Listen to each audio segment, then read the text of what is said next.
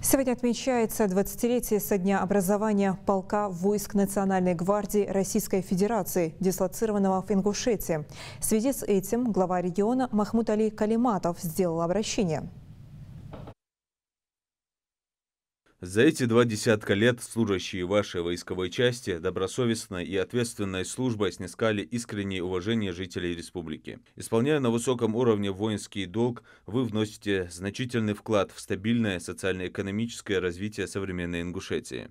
Мы с безмерной благодарностью помним, многие военнослужащие полка ценой жизни отстаивали мир в республике в самое сложное время.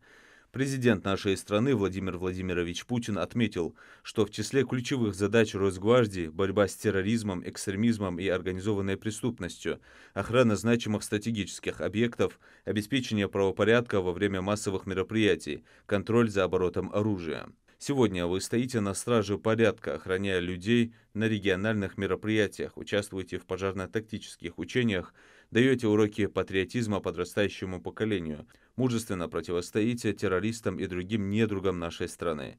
Широко известна храбрость военнослужащих из Ингушетии, которые с представителями других народов России сражаются с неонацистами в зоне специальной военной операции. Подвиги многих из них отмечены орденами и медалями Российской Федерации.